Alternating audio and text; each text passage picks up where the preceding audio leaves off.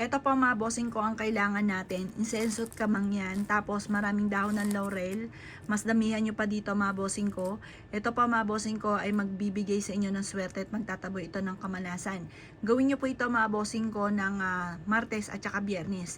Pero sa umaga natin to gagawin. Lalo na kung ikaw po ay lagi may sakit, ikaw po ay laging minamalas lalo na sa pera, matumal ang inyo po negosyo, lagi kang talo sa mga paglalaro ninyo, sa mga tinatayaan. Ganon din po yung away-away ang pamilya. Napakailap na swerte. Ito dapat, ito, insenso at kamangyan, maraming dahon ng laurel at pospro mga bossing. Tapos uling. Ngayon mga bossing ko, magpapauso ka sa main door po ninyo, papasok ng bahay ninyo. Pagsamahin nyo po ito mga bossing ko, insenso at kamangyan at dahon ng laurel, magpapasalamat ka dito. Gawin nyo po ito mga bossing ko tuwing Tuesday or Friday. Lalo na kung may mga problema ka na pinagdadaanan, kagaya ng aking mga nabanggit mga bossing. Ngayon po, kailangan buksan nyo yung mga bintana, mga pintuan ng CR, mga cabinet, kasi maaari may mga nakapasok dito na negative energy na kailangan nating alisin. Makakatulong po ito mga bossing. Tapos mga boss, habang nag-uusok po tayo, nagpapausok, paulit-ulit ka na nagwi-wish, na kung ano yung nais niyo na maganap. Halimbawa, makabayad ka kagad sa utang, matigil yung pagtatalo ng pamilya, ikaw po ay matigil na yung, halimbawa kung mayroong kang karamdaman or isa sa miyembro ng pamilya, gumaling na kaagad, or kaya po, kulay ka natatalo sa tinatayaan ninyo, i-wish po dito na maging matagumpay ka, magkaroon ka ng malaking benta araw-araw, at ikaw po yung manalo na sa inyo po mga tinatayaan. Basta kung ano yung gusto nyong maganap, yun ang paulit-ulit yung i-wish na walang gamit na sana, direct to the point.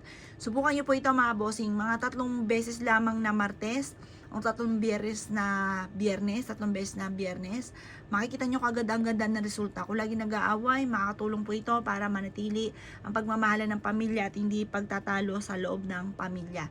Subukan nyo po itong gawin mga bossing ko, magpapasalamat ka sa pampaswerteng ito. Basta positive ka lang, kapag po parang wala ka sa mood, ayaw nyong gawin, huwag nyong gagawin.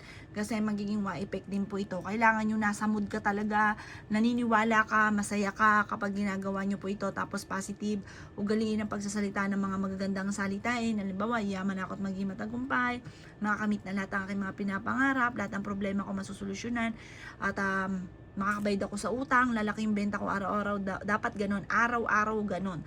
Kung anong salitain natin, magaganap yan. Tapos sabayan nyo ng ganito, insenso at kamangyan, tapos maraming dahon ng laurel, sabayan nyo rin ng konting asin mga bossing ko, makakatulong po yan.